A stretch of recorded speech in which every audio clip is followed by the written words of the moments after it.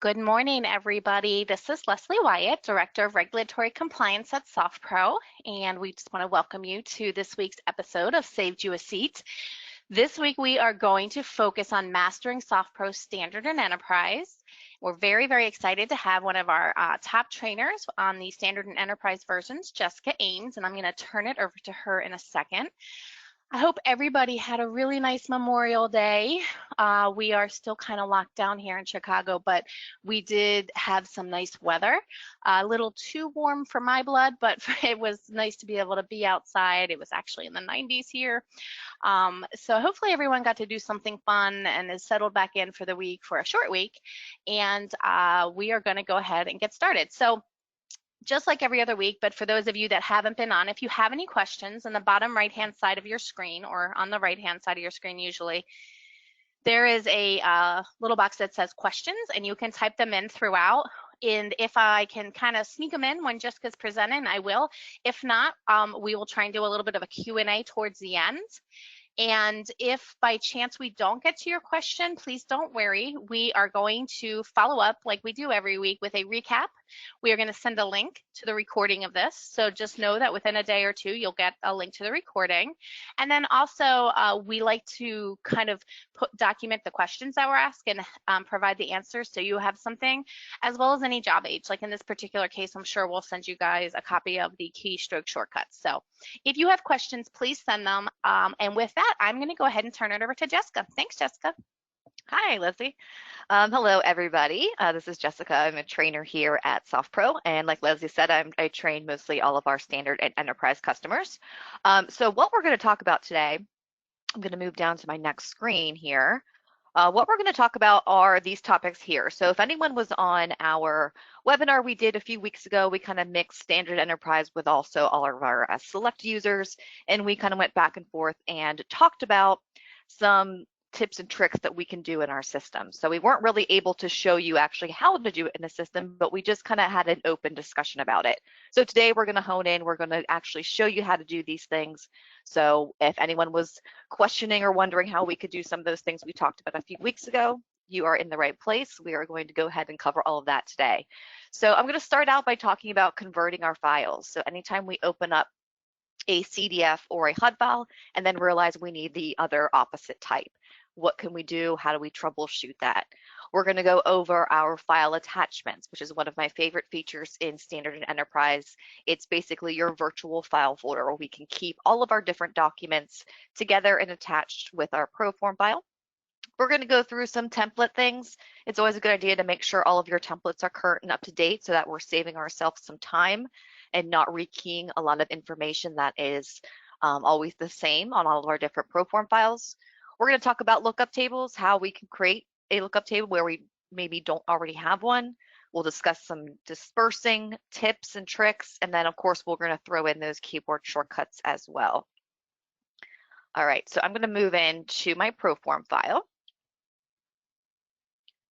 All right, so you guys should be able to see that now. Okay, good.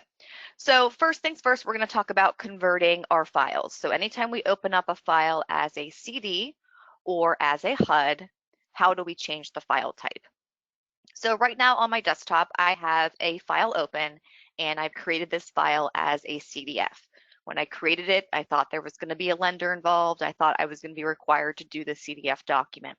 I'm going to open up my Express order entry screen and you'll see that I've already started to fill out all of my information here. So I've got my buyer, my seller, my property info, who the lender is, loan amount, sales price, realtor. So all that basic information, I've already taken all the time to enter that.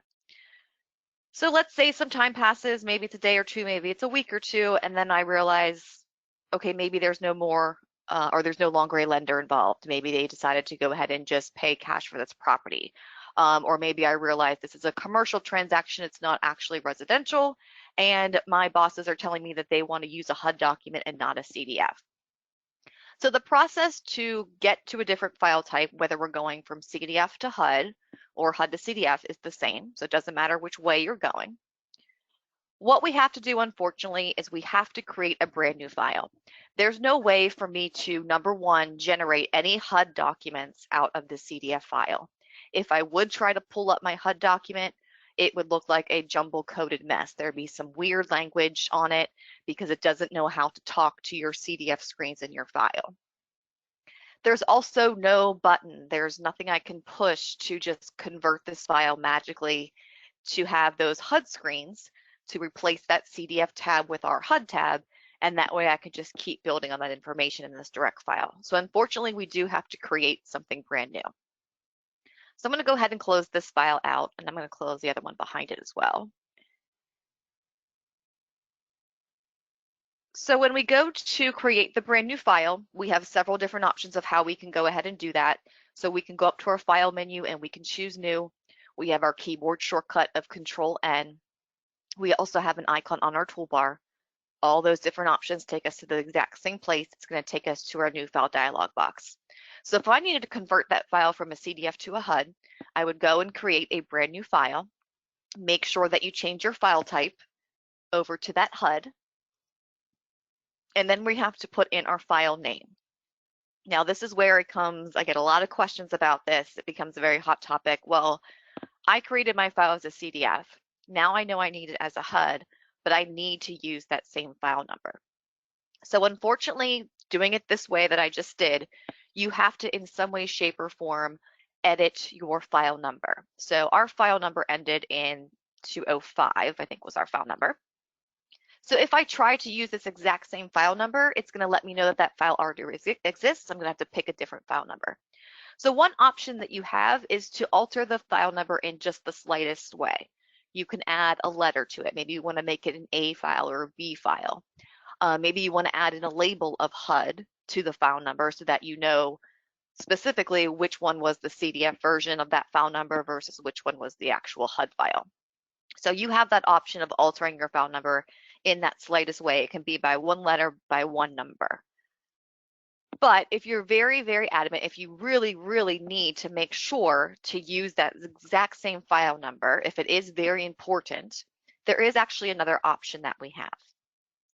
There is a proper way to actually completely delete a file out of your Proform system so that that old file can go away.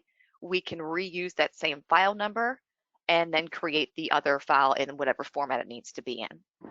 So the first thing you want to do when you want to delete, we want to still be able to capture the information from that file that we have already entered. I already have that basic info entered in my file. I don't want to have to start over from scratch and re-enter all that information into my new HUD file. So before I actually delete the CDF file, I'm going to make a copy of it. So I'm going to go to my open icon so I can browse out to where my files are stored.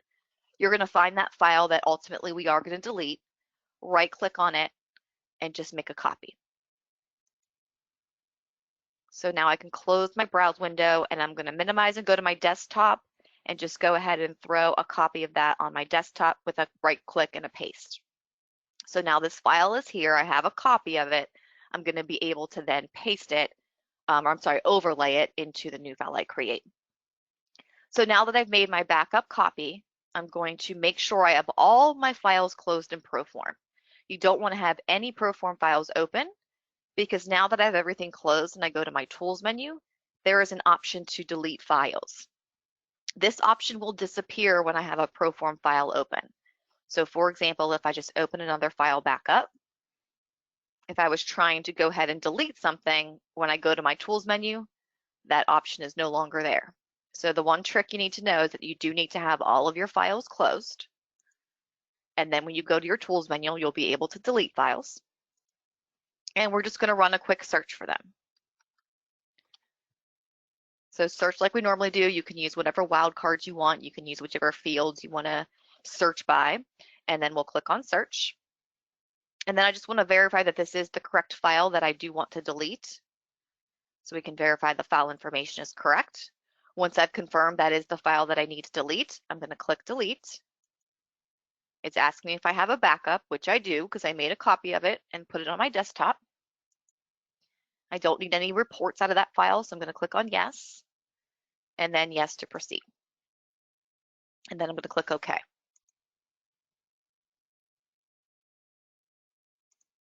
So now that I've properly deleted that file, I can now create my HUD file and use that same file number. So I'm going to go to my new file icon. and I'm going to adjust my file number to be the same as what I just deleted. I'm going to make sure to change this to a HUD file. And then of course, if you want to pull in a certain template, you can certainly do so. So again, your default template is going to pull in just like it normally does based on your file type. You can choose to pull in that default template to get all the default information into your HUD file. So we're going to click OK.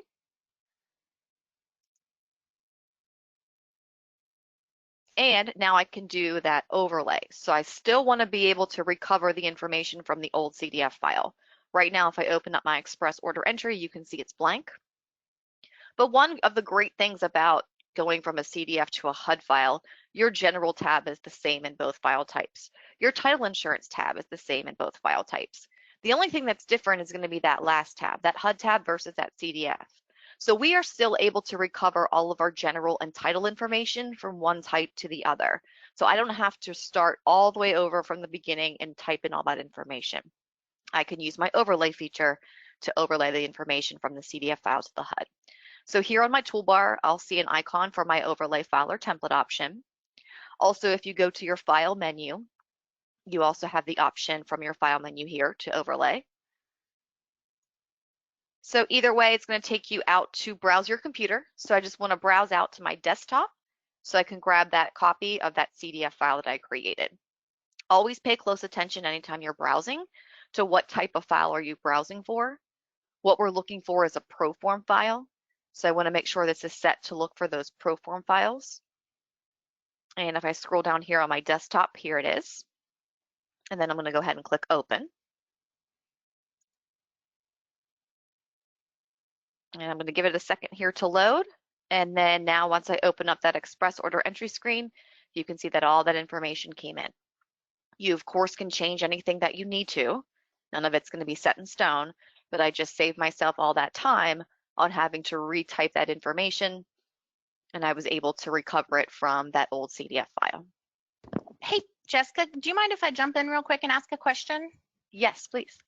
Somebody wanted, they mentioned that when they overlay to change a CD to a HUD or vice versa, that some fees automatically set to get doubled. And they were wondering if that you've seen this or if there's a way to ensure this doesn't happen, because what happens is I end up having to delete the original file and create a new one with the same file number. So the attachments are maintained, but they have to re-enter all the information. So have you seen that, or do you think that might just be some sort of glitch with the templates, or what are your thoughts? So my thoughts on that are this. So it kind of really depends on what you're doing. Especially in a CDF file, this is something that will occur when you overlay more than one template or more than one file. So for example, when I create my CDF file, if I go back to my new file dialog box, there's always going to be a template that comes in automatically. Most likely it's your default template. So if I go ahead and create that CDF file and click OK, all of the information that was in my default template is going to populate into the new file I'm creating. And that may include fees that you have on your CDF. So if after I do that, I then go back and pick a different CDF file to overlay, whether that be another one of your proform data files or even another one of your templates, if they have the same fees, they're going to duplicate. So it is something that you will have to clean up and pay a little close attention to if you're overlaying multiple templates, and that's the reason why. So one way to avoid that, so if I was creating a new CDF file, and let's say that CDF file is going to be a refinance that I'm creating, and I realize that I have an old purchase file out there that I did a few years ago. If I create the CDF file and pull in, let's say, my refinance template, and then after the fact go back out and grab that old purchase file, if there are fees that are the same, they are going to duplicate. So one way to avoid that is just to pick the correct file or template off the bat. So if you only choose one file or one template, you're only going to get the fees in from that particular file or that particular template.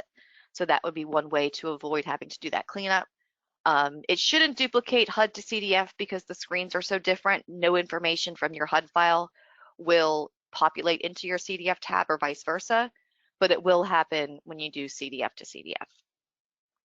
Okay, that makes sense. And real quick, another question kind of on this topic came in, and it says, if you have a CD or a HUD statement, but you assign it the wrong number, how can you change the file number, or do you have to do an overlay and delete the file, or is there just another way to adjust it? And I think you kind of touched on this, but maybe you could kind of review that real quick again. Yeah, I mean, I think the best way if you use the wrong file number is to go through that same delete process that we did. So you can copy that file and throw it on your desktop, the one that has the wrong number, and then recreate it with the correct file number and then use your overlay. So that way, there is, I mean, technically you could open and right click and rename a file, but sometimes that potentially does weird things and it could make that file unavailable. So I don't ever suggest doing it that way. You may do it and it works and everything's fine, but there might just be that one time where the file just gets corrupted somehow and you can no longer get into it. So now you've lost all that information. So I think the proper way would definitely to go through the delete thing that we just did, and that way you can create it with the correct file number and get rid of the old one altogether. Great, thanks. Okay.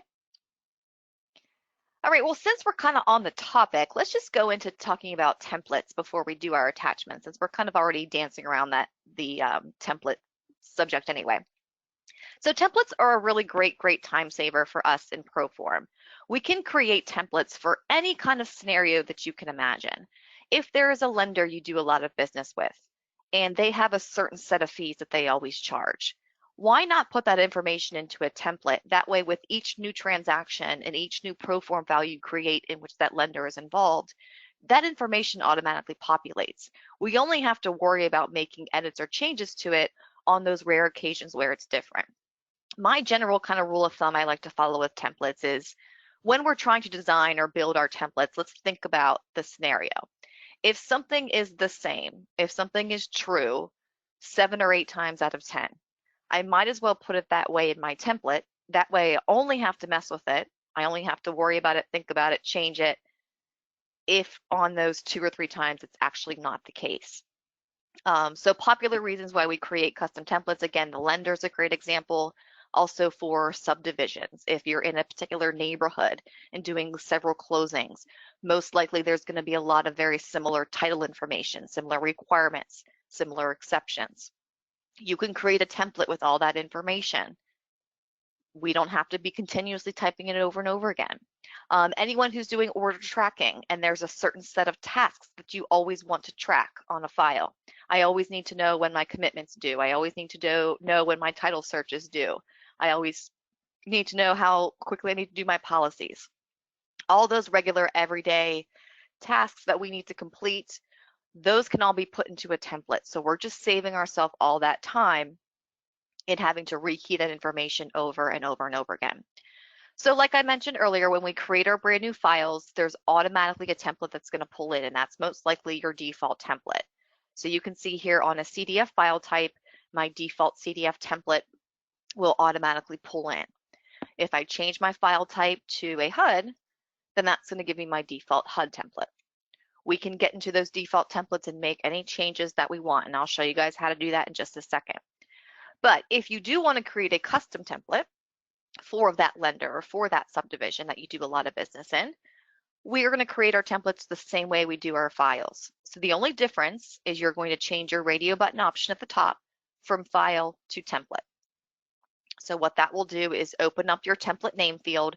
It's going to gray out your file name field, and you're going to go ahead and name this template whatever you want to name it. So if it's for Wells Fargo, we can call it the Wells Fargo template.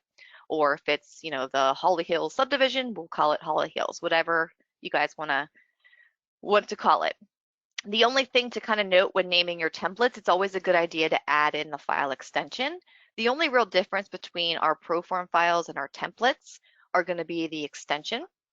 So my Proform files, if you note in the name field, those have an extension of .pfd, which stands for Proform data. Those are our data files. When we create a template, we want to make sure to add the template extension of .pft. And we do that because it just makes our lives easier. It keeps all of our templates together.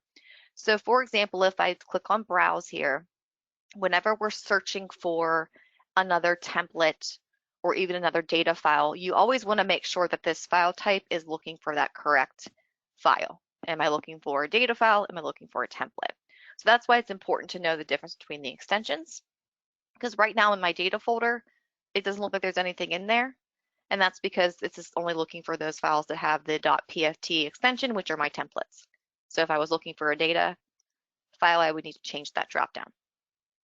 So our templates are going to be stored in a separate folder, most likely from where our data files are stored. So if you go into your SoftPro network, you should have a folder called templates, and that should be where most of your templates are stored. Now, again, I come into the templates folder, it looks like there's nothing there, right? And that's just because this is only looking for those data files. So if I'm looking for a template, I just need to make sure I change this to look for those template files. So here are all the different templates I have. You can see I've created several custom templates, and then I also have my defaults. All right, so once we create our template, it's going to look and work just like a regular Proform file. The information you're going to add into your template is that information that is consistent. So I'm going to go ahead and open up my default template so we can take a look at what kind of information I have in there. And we're going to open up our templates the exact same way we do our files. You just need to make sure that you're looking for those templates and that you're in the correct folder. And then we can go ahead and open up that default. So anytime I want to make changes or additions or maybe take some things out of my template, we just need to open it up. So for example, in my default template, if I go to my settlement agent and underwriter screen, you can see I've got my settlement agent info already entered here, as well as my underwriter information. As long as this information is current, then I know it's good. If you are finding that you're changing something all the time, maybe you're changing your underwriter because you used to only work with one, now we work with several. And every single time I create a file, I'm changing the underwriter. Or maybe there's an address or a phone number, an email that I find myself constantly adding. If there's anything you find yourself changing all the time in your Proform files, you should stop yourself, open up the template that you used, and make the updates or changes in the template. That way, the next time, you don't have to make those changes again. So we can add anything into a template. You can set your contacts that you know are always going to be the same. Maybe it's the transaction type if we're going to create transaction templates, which is a purchase versus which is a refinance. Also, fees are a really great thing to add. So with our closing and our escrow fees, if those are always the same, this is a great thing to go ahead and put in your template. So you can see here under my CDF tab and additional title charges, I've got a couple fees already in my template. But maybe I find that all the time I'm adding in a fee for a closing protection letter, and I'm just sick of typing it. I add it more than I ever don't. If that's the case, you should go and open up your template. We can add in that fee. So we'll add in our description. We'll add in the dollar amount of however much that closing protection letter is.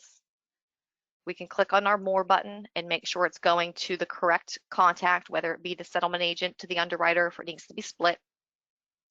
So now every single time I use this template going forward, that closing protection letter fee is in there. I don't have to be constantly adding that or retyping it in each of my new Proform files.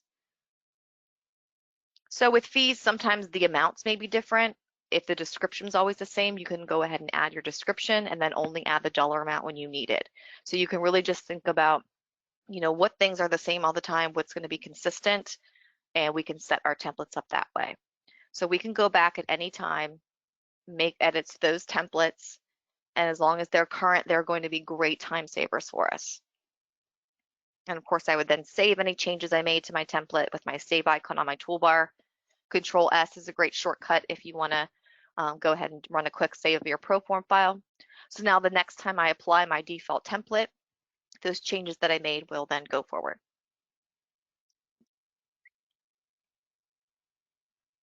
All right, so let's go back and talk about our attachments. So like I said earlier, this is one of my favorite things that is in here in Standard and Enterprise. It's somewhat of a newer feature, new over the last few years, I'd say.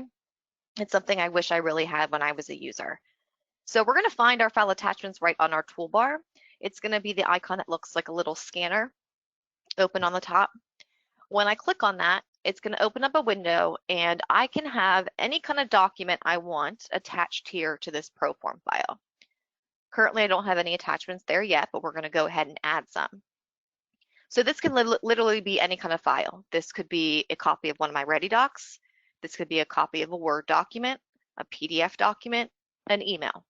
anything that you would have in your paper file as an important document or invoice, you can then attach here to your Proform file. So when we open up our attachments, we have the option of clicking on the button that says Attach. When I click on Attach, it will allow me to browse my computer. So I can go to any network location, anywhere on my desktop, and pull in a document I have saved. So let's say, for example, this invoice. When I click on Open, it's going to ask me to give the document a name. This is whatever name you want to see in your list of attachments, and then we'll click OK. So this invoice is now attached to this particular Proform file. Anytime I need to look at it, all I need to do is click on View. If at any point I want to make an edit to its description, we can click on Edit.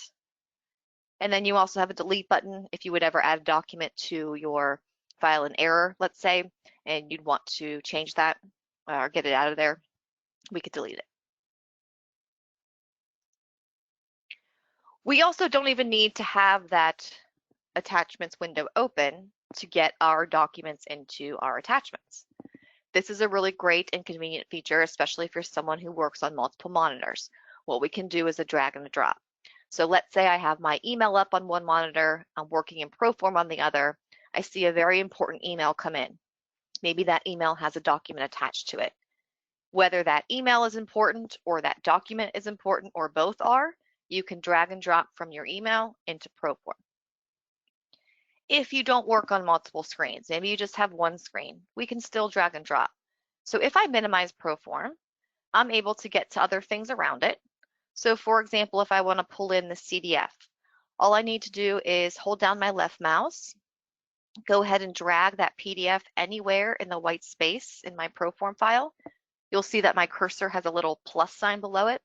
And once I release that mouse, it's going to let me know that the document was attached. So I'm going to click OK. And when I go back up to my attachments, now I see a copy of that CDF there. So let's think about our Ready Docs. So something like our CD or something like our HUD. That's going to be a Ready document that we're going to generate out of our Ready Doc trees. How can I just get a copy of that document directly into my attachments? There's a way that we can quickly do that. So if I go to my File menu, you're going to have an option to print to attachments. And what this will do is it will not print your document out to your printer. It's not going to print out on paper, but it will put a PDF copy of your Ready Docs directly into your attachments. So when I click on Print to Attachments, it's going to open up my Ready Docs selection window, the same window we're used to probably seeing whenever we do actually print our documents to paper. And I can navigate through my document trees and find the document I want to attach. Let's say I want to do my title commitment.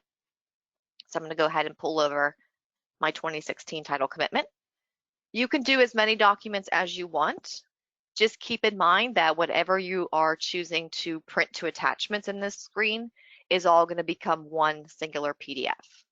So if I want to print all pages of my commitment, so my jacket, Schedule A, Schedule B, Exhibit A, it's going to be one PDF document in my attachments.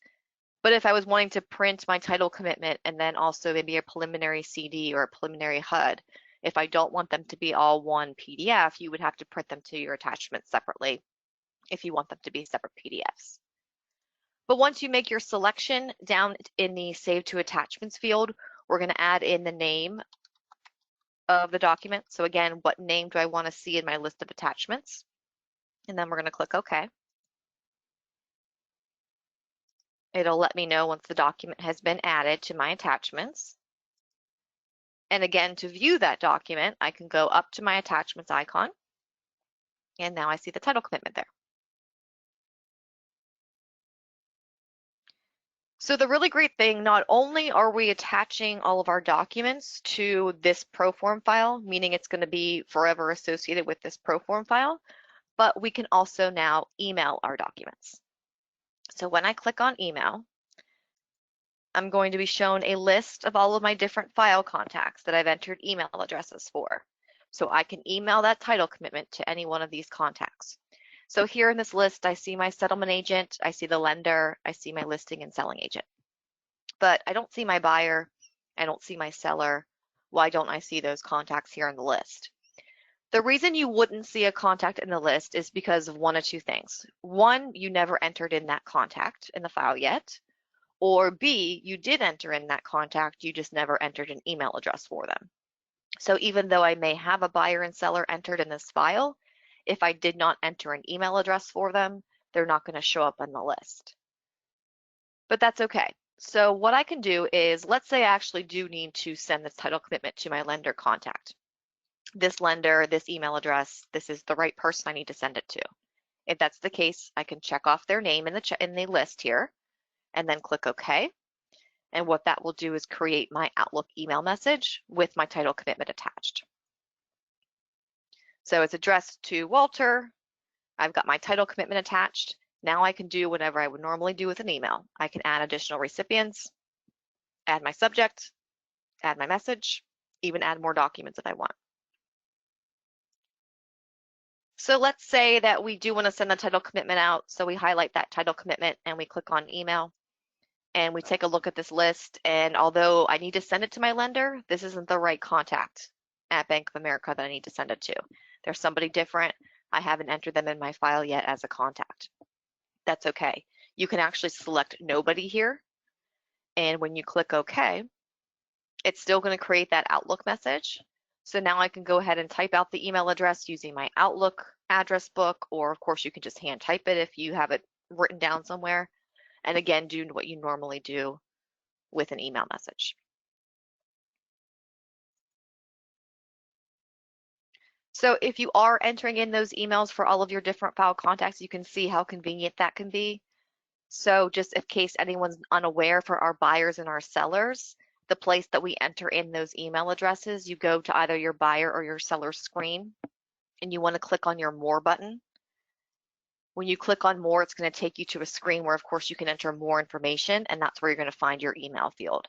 So for all of your different buyers and sellers, if you enter in their email addresses, you can see how convenient it now is that you can go ahead and send emails directly from Proform with those documents attached that you need to send them. Hey, Jessica, could I ask a few questions that popped up? Yes, please. Okay, great. One person asked, is there a way to save a document, for example, the commitment, from the Ready Docs to a Word file? They're the only person in their office that has SoftPro on their computer, but she wants other people to be able to view the document. No, so there's no way to convert a Ready Doc to a Word document. Okay. There's an easy question. Yeah, I mean, you could do a PDF. So you could, if you print it to attachments, or if you go to your file menu and do a print to PDF.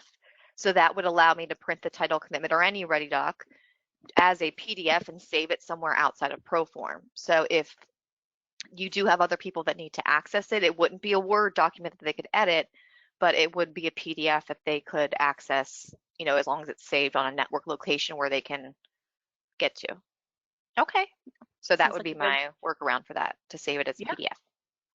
Okay, so the next question would be, is there a way to get signatures on Ready Docs so they can be signed when they get attached? And I'm sure that that's just part of actual creation of the Ready Docs and not something that changes from file to file, but I'm gonna let you answer that. Yeah, I mean, that would definitely, number one, be determined by how the Ready Doc is initially set up, if there was a signature added to it. In terms of after the fact, if there isn't a signature already on it, if you, depending on what type of Adobe you have, if you have editing options in Adobe to add signatures, that's something you could do. If you, again, printed it to PDF, and then you could add the signature digitally in Adobe. So nothing in Proform unless the document was designed that way. But once you print it to a PDF, as long as your Adobe license allows you to go ahead and do the editing, you could add your signature line that way. Okay, and then someone else asked, how do you get a signature on the commitment? And I think you just answered that, but I can even answer that, is if it's the same signature all the time, or you in the same location, you can have it added to your actual Ready Doc so that it always populates. If it's something that you want to be able to change on the fly or here and there, then just like Jessica said, you can do it in, if you have Adobe Creator, and you can go ahead and add it there. So you have two options, but you can't just manipulate that on the screen simply because these are Ready Docs, not Word docs. So if it's something you want added, then you simply just need to contact SoftPro. You can call support and they can put a request into the documents team and they'll reach out to you and work with you on what documents you want changed and what you want added. So another question, and this is a really good one, is there a way to have your subject fill in with file number and buyer, seller, or property address when you're emailing documents? Yeah, that is a really great question. No, so I don't, as of right now, there's nowhere to set up your email subject line to have it automatically populate. I kind of wish there was, but currently there isn't. So yeah, you would just have to just fill out your subject line with, whatever you want it to be once you get into the email. Okay. And then I think you went over this, but I don't know that it was an example of an Excel spreadsheet. I know it was like a PDF. Somebody asked if you can attach an Excel spreadsheet or worksheet within Proform as an attachment. Yes, so it can be anything. It can be any type of document. So yeah, if you want to pull in an Excel sheet, you can certainly do so. So with our attachments, whatever format you added in, that's how it's going to open up when you go to view it. So for example, if I would have pulled in this invoice and it was a Word doc, if I went and clicked on view, it would open up in Word. Same as if it was Excel, it would open up in Excel. So it's not going to lose its format. So however you add the document to your attachments, whether it be Word, Excel, PDF, email, it's going to open up in that format when you go to click on view. Okay, and I don't know if you might be able to interpret this question better than me, but it says, how would this function work with a merged document? I think they might be talking about emailing, quite honestly, but I'm not sure. So yeah, I mean, a merged document, you can answer this too, but once you merge it, it becomes essentially the way you have it set it up, but most of them are Word documents. So, and it's usually populated then outside. So if they wanted it within the file, they would just put it on as an attachment like you would any other document, correct? Right, yeah. So your Word merge documents are documents we build in Word. We code them to work with our Proform file. And when you generate them, they do generate in Word. So once the document is opened up, it's a Word document and you can do whatever you normally do with your Word document. So if you want to go ahead and save it to your computer, you can, and then pull it in as an attachment. When you do go to merge your documents, there is an option to merge it and save it to the attachments as a PDF. But again, you may want to merge it first just to make sure it's the way that you want it to be, because I know when we merge our Word documents, sometimes when we get into Word, we end up making edits anyway. So you're probably better off to go ahead and just merge the document as normal. And then when it is a Word document, you can go ahead and save it and then pull it into your file as an attachment. So even if you want to just save it on your desktop real quick and then drag it in, you can always go back to your desktop and delete it later. But yeah, I would say merge it first so you make sure it looks the way you want it to, make your necessary edits, save it, and then go ahead and move it into as an attachment. Okay. All right, I think we're good on questions. You can move on. Okay, all right, great. All right, so let's move into talking about lookup tables. So I'm going to actually close this HUD file and I'm going to open up my CDF file here. All right, so hopefully all of you are aware of the lookup tables that you have available in Proform. Lookup tables are, again, a huge time saver for us. They prevent us from having to type the same information over and over again. So one perfect example of where we're always going to see lookup tables is with our contacts. Those contacts we do a lot of business with, all of our lenders, our real estate agents, if we do multiple underwriters, attorneys, all of those contacts can be added into your lookup table.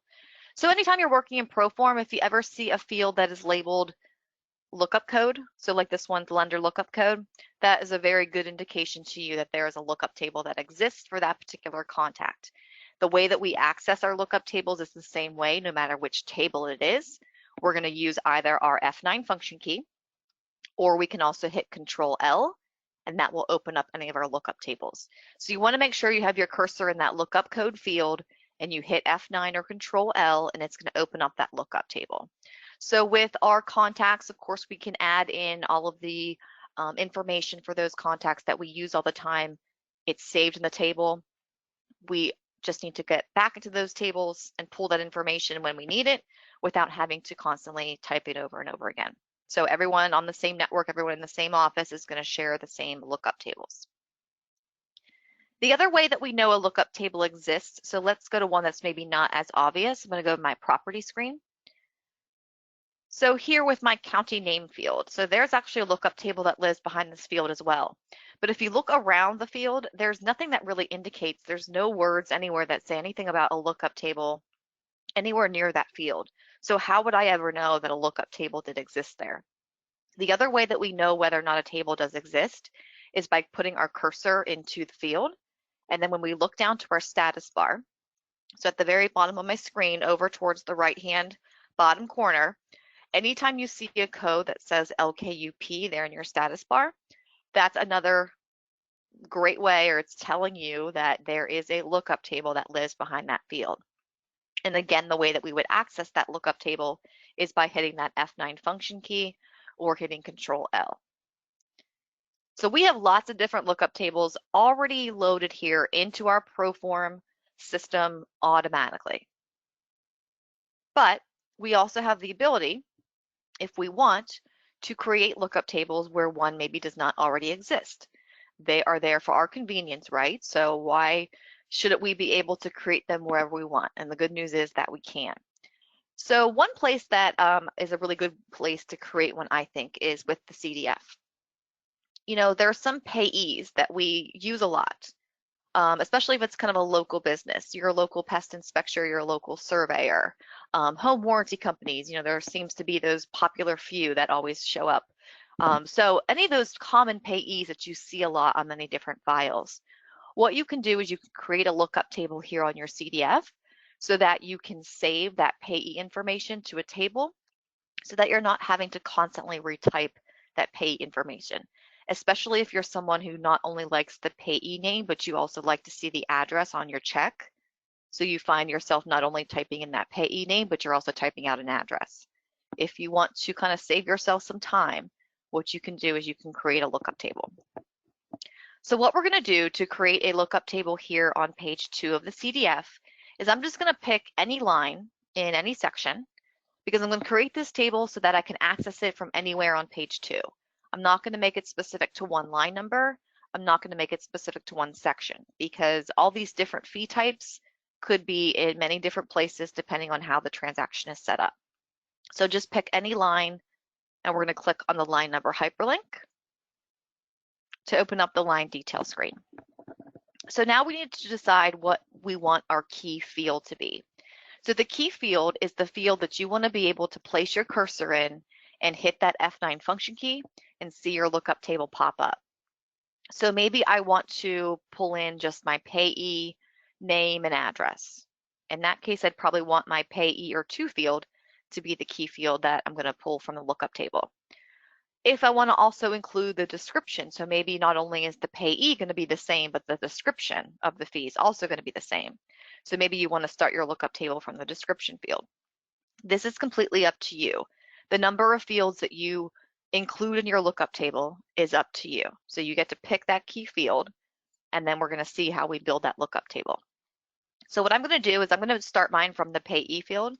I just want to be able to pull in the payee name and then ultimately the address as well.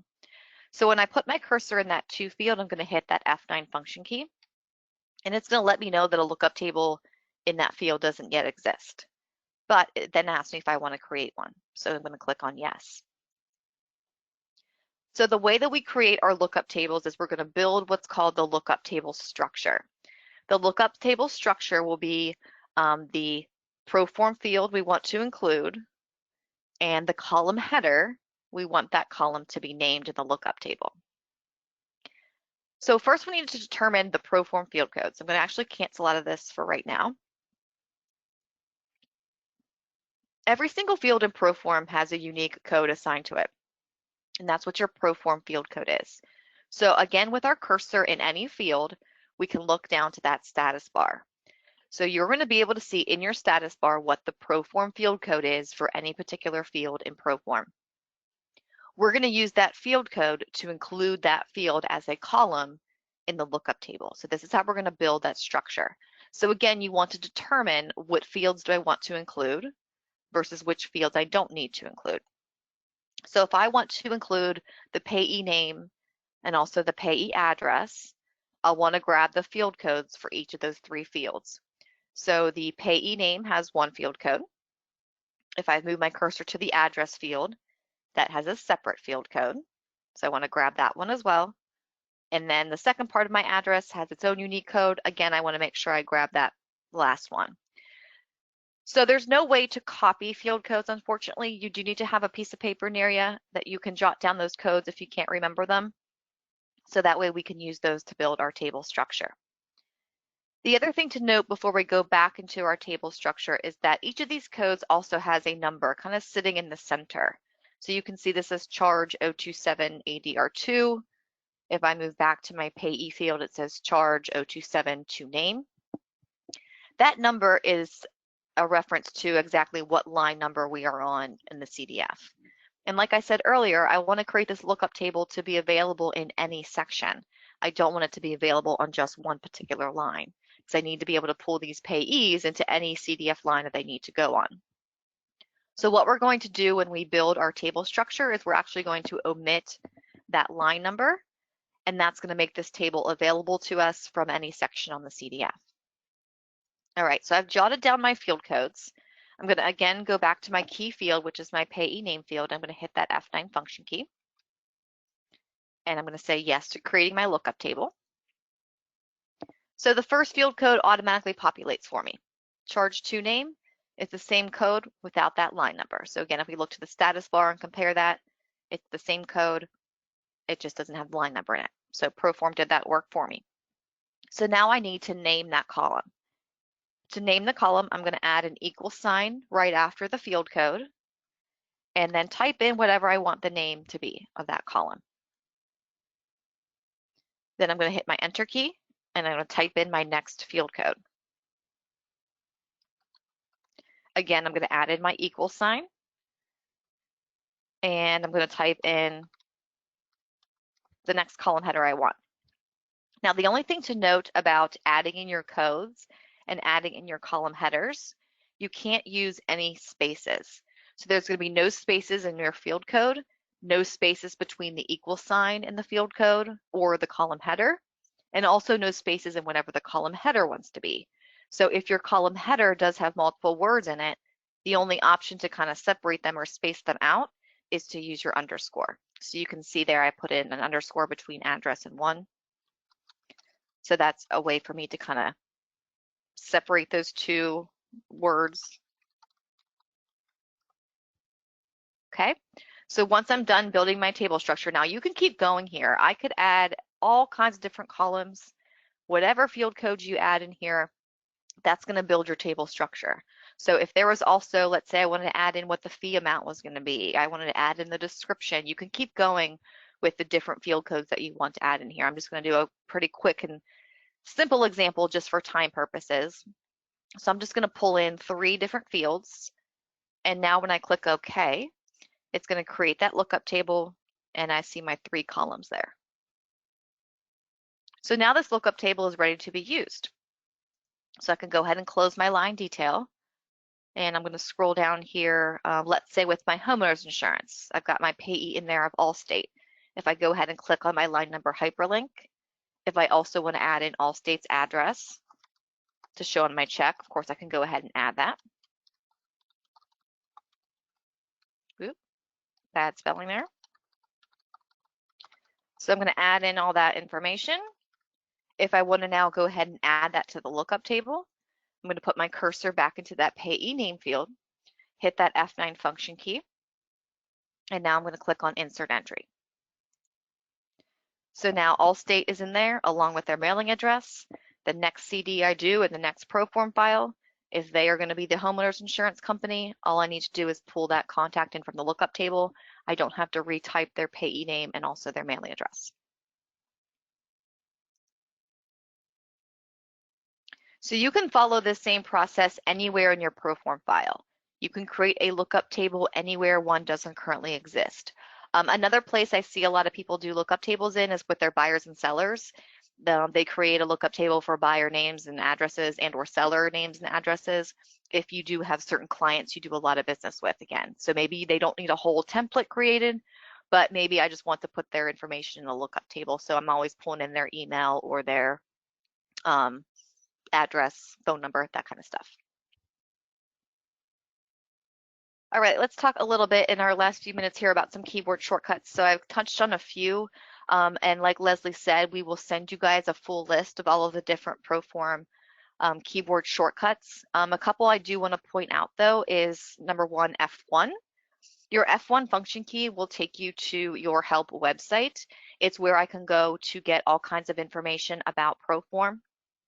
One really great thing that I love about using F1 rather than going directly to my help menu is that, let's say I'm on a particular screen, let's say I'm in my property screen, and I have a question about one of these fields here. If I hit my F1 function key, not only is it going to launch the help website, it's also going to take me directly to that topic. So when I hit F1, it takes me to the help website and immediately to all the information about the property and legal description screen. So a little bit of a quicker way to get to probably the information you're looking for. Of course, then once you get here, you can search the website. So there is a search feature, search for anything you're looking for by keyword or phrase. Also, if we go to the home page, there are some quick access links to get to all of our different training videos, links to our different job aids, so handouts that are going to walk you through step-by-step how to do certain things. Frequently asked questions is a good thing to read through, and then also you can contact our support team. So F1, if you haven't been using that keyboard shortcut, it's a great one to start using to access that help website. The other one is going to be your F2 function key. So F2 should be your best friend. It is the way to quickly clear out all characters from any particular field. It's also a great way anytime that you override a system generated field that you can quickly take it back to that system generated text. So for example, my buyers, I'm going to go take a look at their signature lines. And maybe Betty Buyer, she isn't going to be at closing. So I need to come in here and I need to add in specific power of attorney language. So I come into that signature line field, I make that edit, and you can see that everything turns into red text. Anytime we're working in our Proform file, red text is user entered, black text is system generated. When you override that black system generated text, you break the link between that field and the original place it was coming from. So if me or anybody else at this point makes any changes to the buyer names, the signature lines are not going to change. So I'm going to move quickly back to my buyer screen. Maybe after I get my title search back, I change Bob Buyer's name to Robert B. Buyer. I'm going to expect that to also update his signature lines. But if I click on that More button and then down here to signature lines, you can see it's still holding strong at Bob Buyer. So the way for me to clear that field out and take it back to that black text so I can reestablish that link is your F2 function key.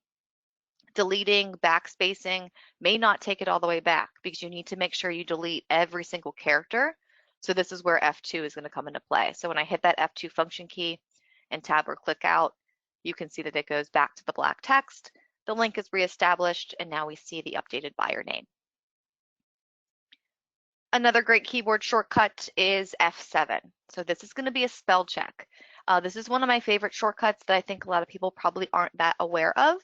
So anytime you want to run a spell check in any field, if you hit that F7 key, it's going to run a spell check of whatever field that you're in and let you know if you have any errors. So that's great when we're typing out legal descriptions, great when we're just typing out names if you're a bad typer like I am, certainly.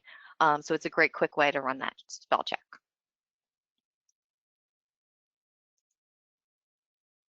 All right, well, Leslie, I think I'm going to turn it back over to you. Any other questions or anything else that you want to talk about? Yeah, I do have a question that I think probably a lot of people might be interested in. Someone asked how they change prompts. They specifically asked in a commitment, and I know a lot of people don't realize that it's not done on the actual documents, that it's actually done through the prompts manager. And I know you can't show them because it's kind of lengthy, but could you just kind of maybe high level tell them how it works? And we can obviously include some sort of job aid on prompts manager for them as well. Yeah, I mean, yes. So if you want to like template an answer to a prompt, So let's say there's a certain document that we pull up all the time and it has the same prompt, and then there's information we are always adding to that prompt over and over again. I believe if you pull the document up in your template and then add the information there or in the template, it'll stick, throughout each Proform files. In terms of changing the prompt completely so that a prompt is different or doesn't happen, I mean, yeah, that would be also editing the documents. That would be probably a more custom type job that you need some help from SoftPro for. Okay, great. I think you answered just about all the questions that we have time to go over today. And just as a reminder to everybody, we will send a follow-up email in the next day or two with a link to the recording. We will also include the questions and answers in case you missed it so that you can review them. And we will also include some job aids that we may or may not have. And then if you have any further questions or comments, you can certainly email me at any time. And if I can't answer, I'll certainly find out. Jessica, are you able to go back to the slideshow to end this? Yes. Or okay, Yep. great. So first and foremost, I want to thank you, Jessica, for helping out with this. You did an amazing job, and we really appreciate it. And like I said, if we have any further questions, we will certainly be reaching out to you to answer it. But and then we will include as many cheat sheets as we can. So just like every week, we're going to end with recipes and refreshments. If you can page down for me, Jessica, I would appreciate that. And we have recently started making these because we've tried a lot of things in quarantine, my family. I have 3 kids, for those of you that don't know. They're 13, 11, and 9, and they've really become adventurous, and I love to cook, so it's really been nice. But they're kind of obsessed with these Asian turkey sliders. Like, they prefer them to a regular burger now. So you can make it with whatever you have. I have in here what we made, but quite honestly, you can make it with any vegetables. You don't have to make the slaw, but I definitely recommend them. And we make them sliders just simply because turkey dries out if you cook it too long, so the sliders cook quicker. And then my new favorite drink, it was a blood orange margarita, which is still high up there, but now this grilled pineapple margarita. So I strongly urge you to try it and report back. So I had a lot of people message me this week and tell me what recipes they tried and what they liked and how it turned out. So please feel free to let me know if you try anything, or if there's anything you're interested in, if you have any questions or anything you'd like to see. And with that, I think we're going to sign off. So again, thank you to Jessica. Thank you for everyone for attending. And we will go ahead and send a recap. It takes us a day or so to get the recording ready and the questions and everything formatted for you guys. So it'll be at least tomorrow or Thursday, but we will send you the link in the recording. And we'll also be on the lookout for the next webinar next Tuesday. I appreciate it. And everybody have a great week. Thank you.